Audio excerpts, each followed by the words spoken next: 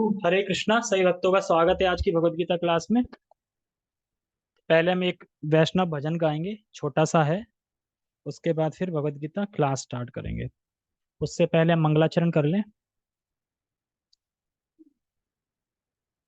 ओम अज्ञानतिमिरान्धस्य ज्ञानञ्जनशलाकया चक्षुरुन्मीलितं येन तस्मै श्रीगुरुवे नमः। श्रीचैतन्यमनोभीष्टं स्थापितं येन भूतले स्वयं रूपः कदा मह्यं ददाति स्वपदान्तिकम्। वन्देऽहं श्रीगुरो श्रीयुतापदकमलं श्रीगुरून् वैष्णवांश श्रीरूपं साग्रजातं सहगण रघुनाथान्वितं तं सजीवं साद्वैतं सावधूतं परिजनसहितं कृष्ण चैतन्य देवं श्रीराधा कृष्ण पादान् सहगण ललिता श्री विशाखान्त विशांच। हे कृष्ण करुणा सिंधु दीनबंधु जगतपते गोपेश गोपिका कांता राधा कांता नमस्ते। तप्त कांचन गौरांगी राधे वृंदावनेश्वरी वृषभानुसुते देवी प्रणमामि हरिप्रिये।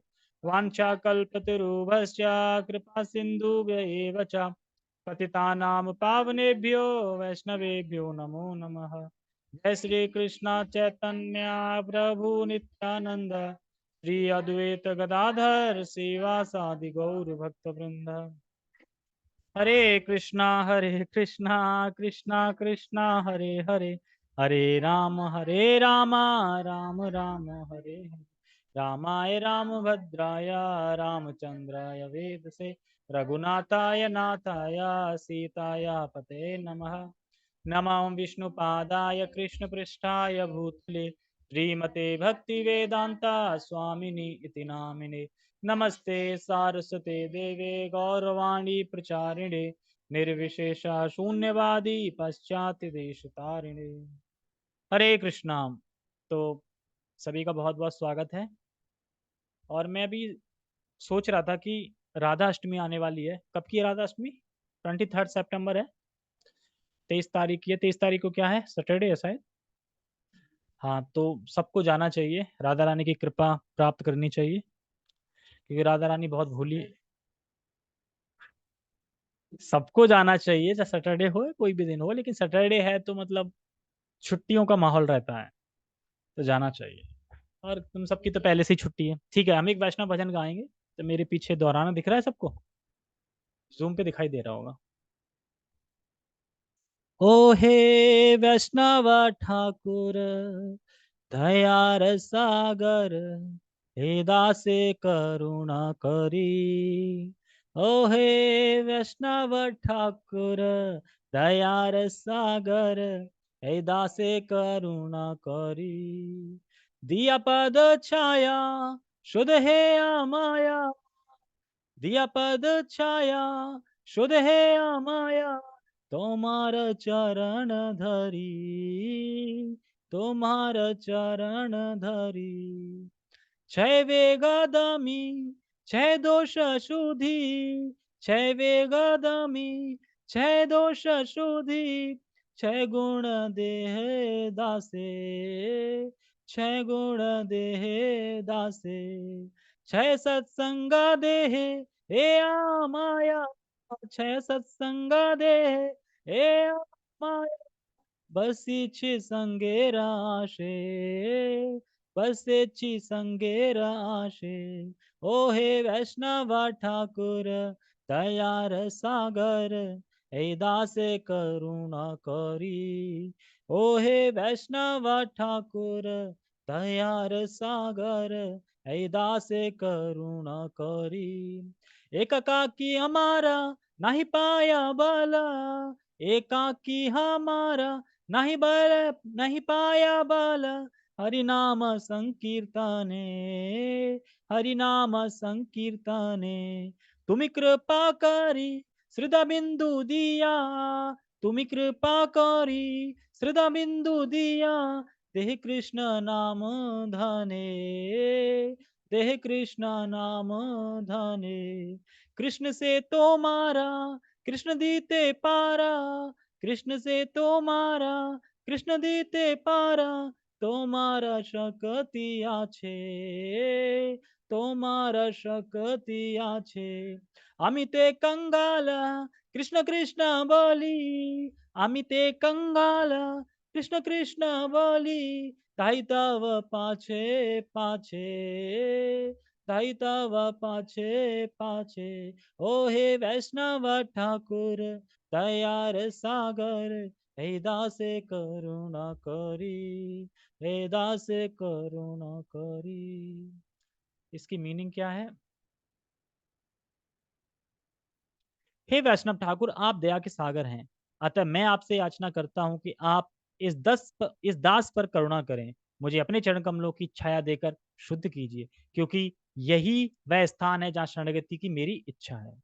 आप कृपा पूर्वक मेरे 6 वेगों का दमन करने में मेरी सहायता करें, तथा मेरे 6 दोषों को सुधार कर मेरे मुझे 6 गुण प्रदान करें।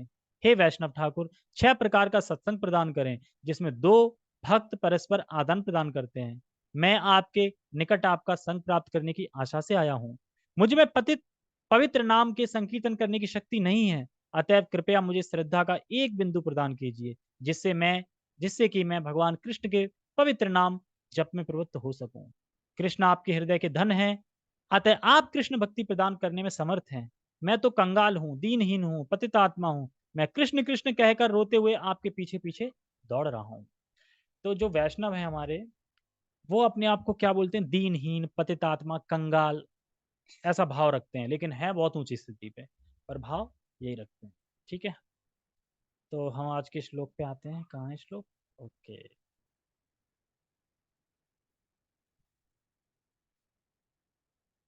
यशोदा प्रजापति कौन है? ठीक है, तो हम एक बार श्लोक उच्चारण करेंगे। एताम दृष्टिम अवष्टभ्य, अच्छा सॉरी, श्रीमद् भगवद गीता यथारूप अध्याय 16 श्लोक क्रमांक 9 आज दिन दूसरा है। आज हम प्रभुपाद जी का तात्पर्य पढ़ेंगे, और इसमें चर्चा हुई थी कि जो 4 सिद्धांत बताए गए थे असुरों, जो असुर स्थापित करते हैं, अगर उनको कोई स्वीकार कर ले तो इस जगत पे क्या प्रभाव पड़ेगा। ठीक है, एताम दृष्टिम अवष्टभ्य नष्टात्मनो अल्पबुद्धया प्रवंता उत, ये मैं भूल जाता हूँ क्या, हाँ, प्रवंती उग्र कर्माणा छाया जगतो हिता, एतां दृष्टिम अवष्टभ्य नष्टात्मानो अल्पबुद्धया प्रवन्ति उग्र कर्माणा छाया जगतो हिता।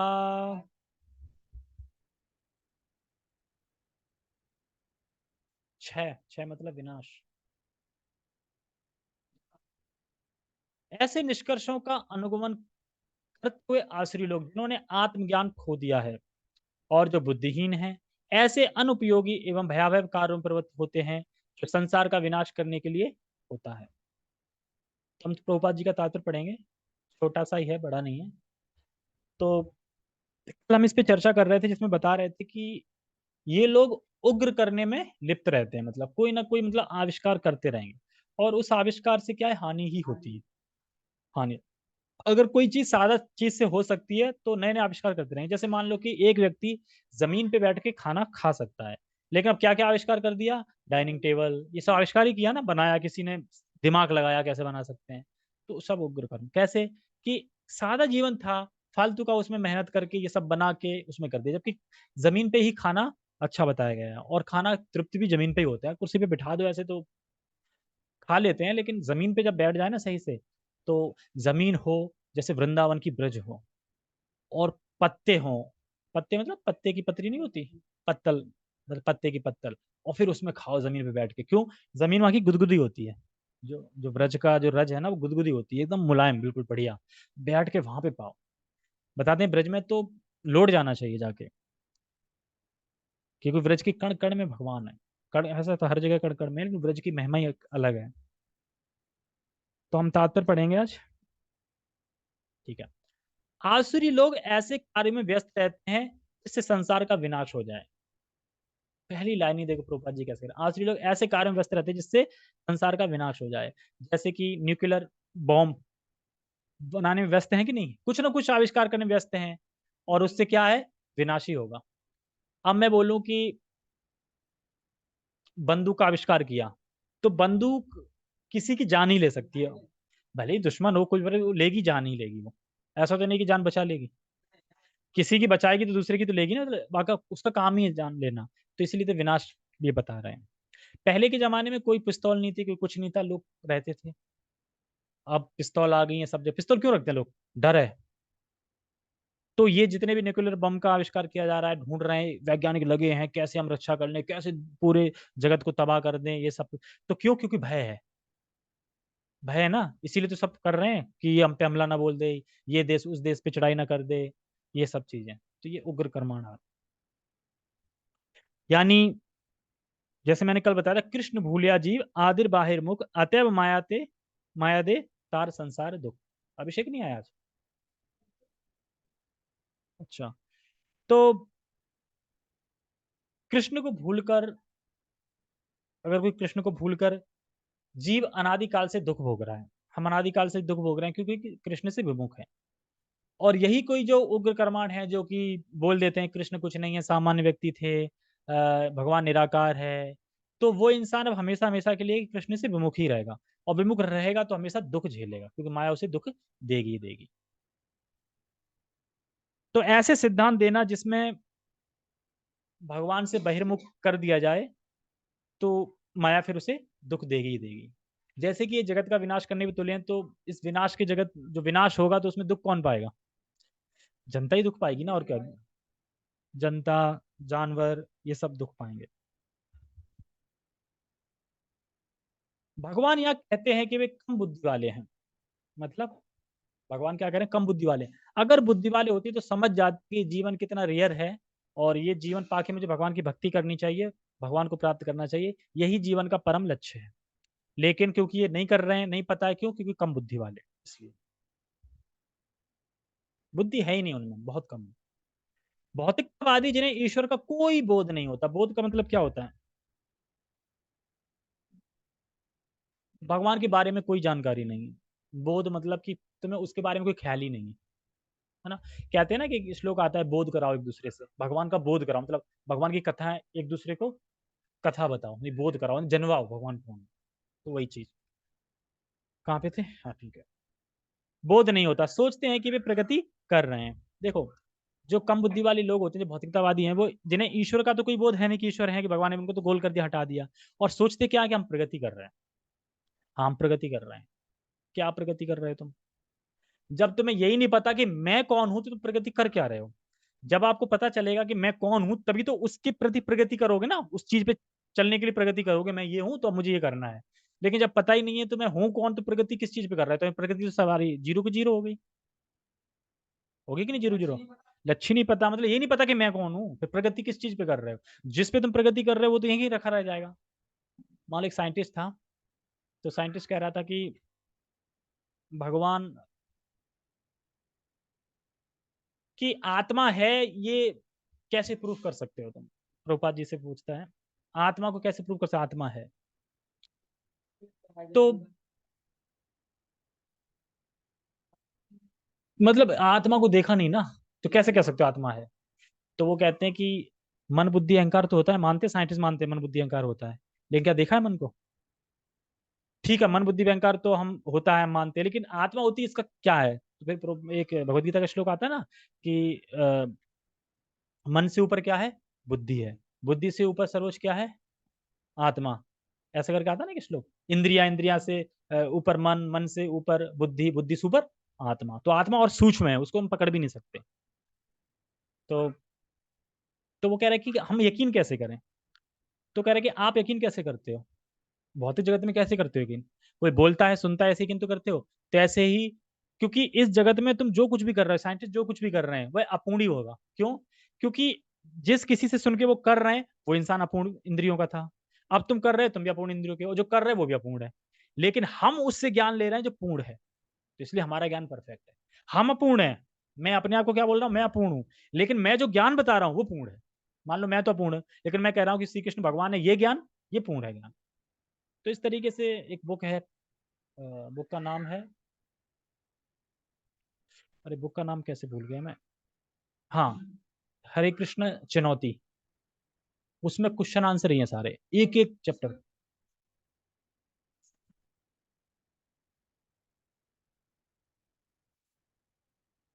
आत्मा नहीं, कब लेके आए तुम्हारी कृष्ण चुनौती? क्यों? अच्छा, छोटी बुक, स्मॉल बुक, उसमें 26 चैप्टर हैं, छोटे छोटे हैं बिल्कुल। मतलब एक एक टॉपिक पे लेके हैं। जैसे स्त्री स्वतंत्रता, आपके क्वेश्चन कर रहा है कि स्त्री स्वतंत्रता देनी चाहिए, है ना, ऐसे कर करके एक एक टॉपिक है उसमें। हाँ हाँ, यस यस यस, तो वो बहुत अच्छी, क्यों? उससे हमें सारे क्वेश्चन सेट हो जाएंगे, अगर वो एक एक बार बार पढ़ लो, बार बार पढ़ लो, प्रभुपाद जी के आंसर सारे रिपीट हो जाएंगे। तो उससे क्या होगा, कभी कोई कुछ पूछेगा ना, तुरंत तुम्हें याद आ जाएगा कि प्रभुपाद जी से भी ये पूछा था। तुरंत तुम आंसर दे दोगे उसके हिसाब से। और प्रभुपाद जी का आंसर देखिए कितने परफेक्ट होते हैं। प्रभुपाद जी आंसर ऐसे देते हैं कि सामने वाला फिर उस पर कोई क्वेश्चन नहीं कर सकता, उस चीज पे लेके फिर डाउट खत्म एकदम।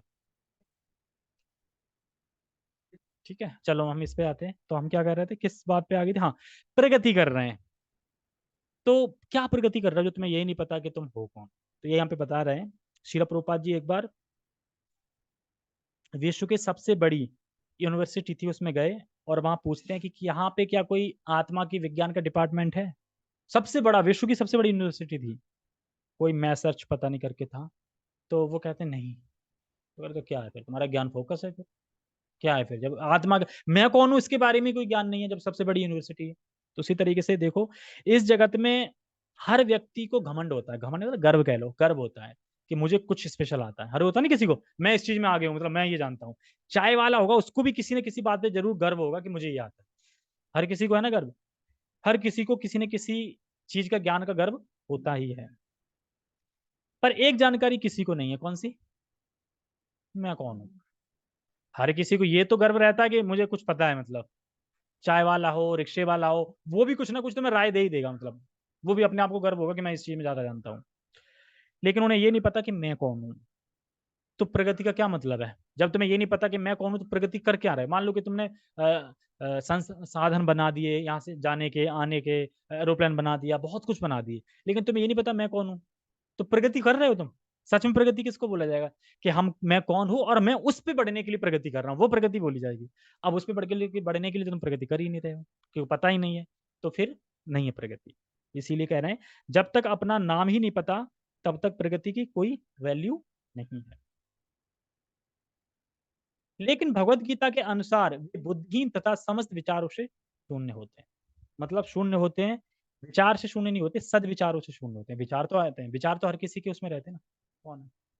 विचार तो हर किसी के उसमें रहते हैं, माइंड में, चाहे कोई भौतिकतावादी हो, भक्त हो। लेकिन जो भौतिकतावादी, उसमें सदविचार नहीं होते, मतलब भगवान की तरह, भगवान के बारे में सोचना, ये विचार नहीं होते, उसमें फालतू के विचार होते हैं, ये कर लूँ वो कर लूँ, इस तरीके से। वे इस भौतिक जगत का अधिक से अधिक भोग करने का प्रयत्न करते हैं, अतएव इंद्र तृप्ति के लिए कुछ ना कुछ नया आविष्कार करते रहते हैं। ये सही है, बढ़िया है। देखो, इंद्र तृप्ति के लिए कुछ ना कुछ नया आविष्कार, जैसे मैंने बताया था, क्या ये दुनिया में नहीं देख रहे हैं कि एक के बाद एक आविष्कार कर रहे हैं कुछ ना कुछ इंद्र तृप्ति के लिए? एक के बाद एक नई चीज आती जाती है। व्हाट्सएप पे देखो, हर हफ्ते में अपडेट आ जाता है, एक के बाद एक फैसिलिटी आ रही है ना। और ये कभी मत समझना कि व्हाट्सएप कभी पूर्ण हो सकता है।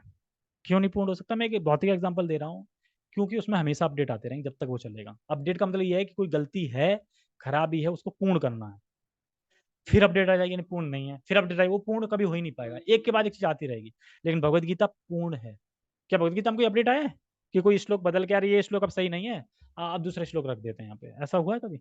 अब समझ में आया कि यहाँ की जितनी भी चीज बन रही है, लग रहा है कि हम इंद्र तृप्ति देंगी, लेकिन वह पूर्ण ही नहीं है, इंद्र तृप्ति हमें नहीं देंगे। जैसे मैंने कल बताया था, प्रभुपाद जी जब अमेरिका में थे, तो पहली बार उन्होंने क्या देखा?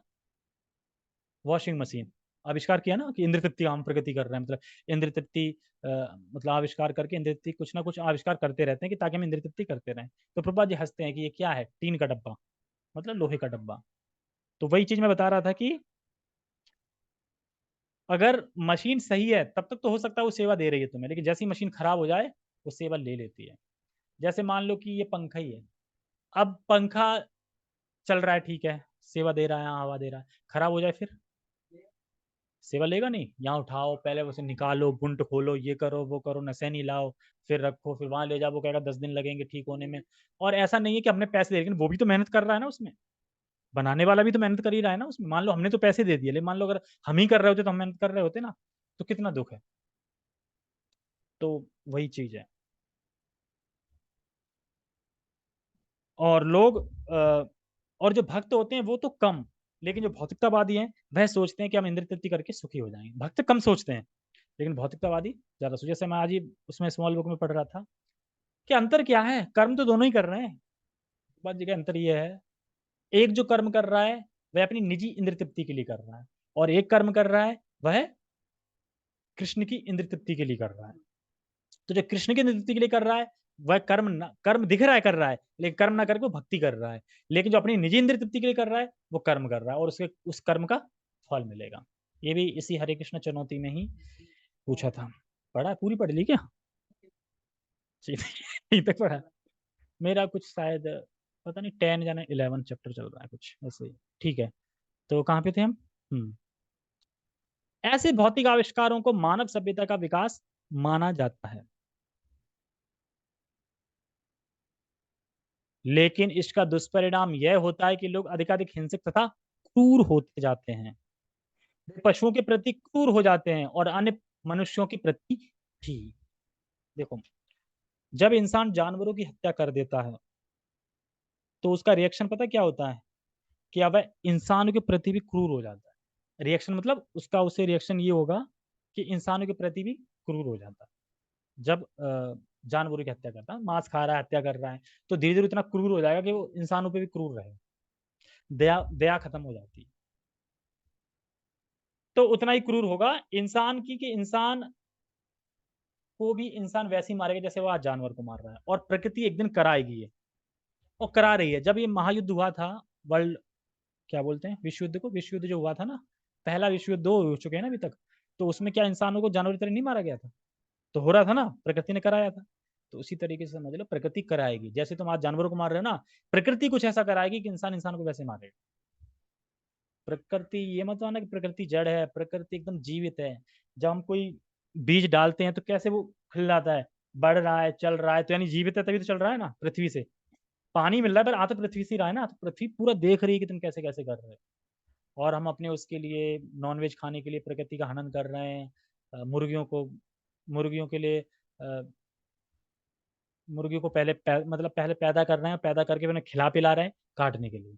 और बताते हैं, अगर एक मुर्गी एक इंसान या 2 इंसान को खिला सकती है, लेकिन एक मुर्गी में इतना खर्च होता है, उतना तुम 20-25 लोगों को वेज खिला सकते हो। तो सोचो, तो सोचो फिर कितना नुकसान हो रहा है। हाँ, तो फिर हुआ ना, 8 किलो से कितना खा सकता है अनाज? 20 आदमी खा लेगा। तो वही चीज। और आज मैंने वीडियो में सुना कि ये जो जानवर को मारते हैं तो जानवरों की जो वाइब्रेशन होती है कुछ जो हमें दिखती नहीं है, जैसे आत्मा सूक्ष्म होती वैसे ये पृथ्वी से टकराती हैं, और टकरा टकरा करके जो जो आपदाएं आती है ना, भूकंप भूकंप जो आपदाएं आ रही है, इसी वजह से आती हैं, जो इनका हनन हुआ जा रहा है। ये वीडियो डिटेल में अगर देखोगे तो समझ में आएगा। हाँ, क्योंकि जहां जहां मांस ज्यादा कटता है, खाया जाता है, वहां देखो आपदाएं बहुत ज्यादा आई, क्योंकि पृथ्वी वहां पे वाइब्रेशन करके हिलने लगती है। मतलब जो उसकी उनकी मतलब हाई जाती है, एक तो हाई भावना जाती है, तो मुझे मार रहा है मैं नहीं छोड़ूंगा ऐसे करके। दूसरा, उनकी जो दिमाग की जो वाइब्रेशन वगैरह होती है वो जाती है, क्योंकि उनको दर्द होता है। दर्द होता है ना, वो बोल तो नहीं पा रहे हैं, पर दर्द होता है। अब बोलेगा पृथ्वी तो बहुत दूर है, पृथ्वी दूर नहीं, पृथ्वी यही तो है, पृथ्वी पृथ्वी पे तो बैठे हैं मन, तो इसी में वाइब्रेशन जाती है, यहीं से फिर हिलता है इस तरीके से। बहुत सूक्ष्म चीज है, ये समझना पड़ेगा कि अ, ये जो चल रहा है नॉनवेज का, ये बिल्कुल बंद हो जाए, नहीं तो इससे बहुत विनाश होने वाला है। तो यही उग्र कर्माण है ना, इसी में तो लगे हैं लोग, छूट दे रखी है। तो ये बता, तो ये तो सभी ने सुना भी होगा कि क्या चावल गेहूं से कोई बीमारी फैली है, महामारी फैली हो चावल से गेहूं से? लेकिन इससे फैली है मांस से, मांस से ही बीमारियां हो रही हैं। तो ये चीज समझनी है, ठीक है। उन्हें उन्हें इसका कोई ज्ञान नहीं कि एक दूसरे से किस प्रकार व्यवहार किया जाए। ये बहुत आसुरी लोग हैं, उन्हें यही नहीं पता कि एक दूसरे से व्यवहार कैसा करना चाहिए, कैसा मैत्रीपूर्ण रहना चाहिए, कैसा व्यवहार करना चाहिए। जैसे कि मैत्रीपूर्ण बर्ताव करना चाहिए हमें, मतलब कि क्या कोई मेरी वजह से दुखी तो नहीं हो रहा है, या फिर मैंने ऐसा होता है ना कि कभी कभी हमें नहीं लगता पर हमारी वजह से वो दुखी है, ऐसा हो जाता है कभी कभी। तो दुख दे रहे हैं तो इन सब चीजों से बचना चाहिए। तो वो लोग नहीं सोचते, दुख हो रहा है होने दो, ऐसा करते हैं। जैसे मान लो कोई जप कर रहा है, हरे कृष्ण कृष्ण कृष्ण हरे हरे, हरे राम राम राम हरे हरे। अब खटर पटर कोई दवा दब बर्तन बजा रहा है, कुछ बजा रहा है, तो तुम्हें दिक्कत हो रही है ना उससे, लेकिन तुम बोल नहीं रहे हो उससे, लेकिन तुम्हें दिक्कत हो रही है ना, यानी कहीं ना कहीं वो दुख दे रहा है तुम्हें, दे रहा है ना। तुम्हारे हरे हरे कृष्ण करने से किसी और को दुख तो हो नहीं रहा है, क्योंकि वो तो सुनेगा तो करेगा ही, लेकिन कोई और बजा रहा है बर्तन तो उससे तुम्हें लगेगा। अब पता नहीं तुम अब एडवांस डिवोटी हो, मतलब कि खो जाते हो उसी में, अब सुनाई नहीं पड़ती हो कि बर्तन क्या है, मुझे तो पड़ती है सुनाई। तो ये चीज हमें देखनी चाहिए, तो ऐसे कभी किसी का ना हो। या फिर या फिर कोई जब कर रहा है और छौंक लगा दिया और उसमें मिर्च का भस उड़ा दिया, अब वो छींक ही रहा है 4 5 बार, ओहो, फिर ऊपर भाग के गया यहाँ। तो ये सब ये कहाँ से, वहां से हटा से सुन रही है, मैंने कहा कौन देख रहा है, मैं डर गया एकदम खोने में। यहाँ से अच्छा, यहाँ गर्मी लग रही होगी, छौंका लगाया था क्या तुमने? हाँ, तो ये सब चीजें देखनी चाहिए। हमें लगता है कि देखो, जब कोई भक्ति, अब वो बात तो ठीक है, लेकिन फिर भी इस तरीके से करेंगे दूसरे को कष्ट ना हो। हाँ, ठीक है, आगे बढ़ते हैं। आसुरी लोगों में पशुवध अति प्रधान होता है, आएगा ना, पशुवध ही है ना। ऐसे लोग संसार के शत्रु समझे जाते हैं, क्योंकि वे अंततः ऐसा आविष्कार कर लेंगे या कुछ ऐसी सृष्टि कर देंगे जिससे सबका विनाश हो जाए। तो सृष्टि मतलब यही, न्यूक्लियर बॉम्ब हुआ, तोहफे हुई, गने हुई, ये सब आविष्कार कर रहे हैं। क्या होगा इनसे? तबाही होगी एक दिन। मान लो गुस्सा आ गई, सनक आ गई, तो क्या बोल रहे, फोड़ दिया ला, फोड़ दिया। जैसे एक बार प्रभु जी बता रहे थे, एक बार क्या हुआ, अमेरिका का कोई मंत्री था, प्रेसिडेंट था, ऐसे कुछ था, राष्ट्र प्रेसिडेंट कुछ, उसने आदेश दिया जाओ न्यूक्लियर बॉम्ब का, मतलब आदेश दे दिया था कि अब बस फोड़ दो। पता नहीं कौन से देश के लिए, देश तबाह करने के लिए उसे आदेश देना था बटन का कि हाँ दबाओ। तो उस दिन पता नहीं उसने दारू पी ली बहुत, इतनी दारू पी ली कि वो गिर गया, और उसने आदेश ही नहीं दे पाया कि बटन, बाकी सब कुछ तैयार था, बस बटन दबाने के लिए बस आदेश था कि हाँ दबाओ, सब कुछ तैयार हो गया था, और वो बटन दबाना ही भूल गया, मतलब कि बोलना भूल गया। और बताते हैं उसी दिन शीला प्रभुपाद जी के कदम अमेरिका में पड़े थे, एंटर हुआ था। यानी शुद्ध भक्त जब जा रहे हैं प्रचार करने, तो ऐसे तुम तबाह कैसे कर सकते हो? यानी वहीं से उसकी चेतना बदल गई। यानी उसने चेतना में आई कि दारू पीते हैं, दारू पी के सो गया, और फिर वो कैंसिल हो गया प्लान। क्योंकि प्लान जब होना होता है ऐसे, ऐसा कोई हुआ नहीं कि कोई भी देश न्यूक्लियर बम गिरा दे किसी पे, क्योंकि नुकसान उसको भी होगा। ऐसा नहीं है कि उसकी हवा वगैरह बहुत बहुत दूर दूर तक उसकी हो जाती है, बहुत दूर तक कोई पौधा नहीं उगेगा, कुछ नहीं उगेगा, बंजर हो जाएगा, बहुत बुरी स्थिति होती है। गैस निकलती है, सूंघते जाएंगे मरते जाएंगे, सूंघते जाएंगे मरते जाएंगे, ऐसा नहीं कि इस तरीके से होता है। हाँ, सब खत्म हो जाता है तुरंत। तो ये सब क्या है, ये जो आविष्कार किया है, उग्र कर्म, उग्र कर्माणु तो है ही ना ये सब, तो ये चीजें बता रहे हैं यहाँ पे। ठीक है। यह श्लोक नाभिकीय अस्त्रों के आविष्कार की पूर्व सूचना देता है, जिसका आज सारे विश्व को गर्व है। तो क्या भगवान भविष्य देखते हैं? और देखो गीता में भगवान बता रहे हैं कि नहीं बता रहे हैं, मतलब प्रोपा जी ने तभी बता दिया था, मतलब पहले ही भगवान ने भविष्य देख के बता दिया कि जो शिला प्रभुपाद कह रहे हैं कि जो 5,000 साल पहले ही देख लिया था कि किस प्रकार से नाभिकीय अस्त्र वगैरह ये सब आविष्कार होंगे, सब बनेंगे। और ऐसा नहीं है, भगवान थे तब भी थे ये। कैसे थे? जैसे कि अश्वत्थामा, ब्रह्मास्त्र था ना, चला भी दिया था उसने, तो उसको रोकने के लिए भगवान ने कहा अर्जुन तुम भी चलाओ, क्योंकि ब्रह्मास्त्र का तोड़ क्या है, ब्रह्मस्ति। लेकिन जब ब्रह्मास्त्र की अग्नि से पूरा विश्व तपने लगा, मतलब लगभग खत्म होने वाला था, खत्म होने लगा, तो फिर भगवान क्या कहते हैं, अर्जुन तुम अपने अस्त्र को वापस खींच लो। लेकिन उसने, असुर ने सोचा कि हम वापस खींच लो, जगत तप रहा है। तो असुर ऐसा सोचती नहीं, वो तो जगत का विनाश करने के लिए पैदा हुए हैं एक तरीके से, जगत का विनाश ही करना चाहते हैं। लेकिन जो भक्त होता है वो जानता है जगत का विनाश ना हो जाए, तो वापस ले लिया, लेकिन उसने वापस नहीं लिया। तो ये चीज हम देखते हैं।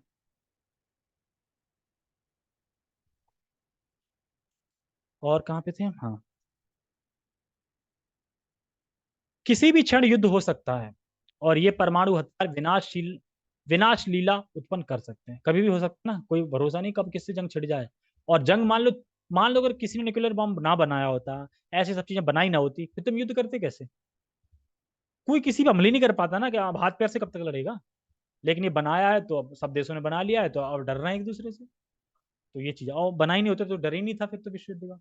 फिर तो वैसे घोड़ों पे चढ़ के वैसे होता, तो वो अलग थी।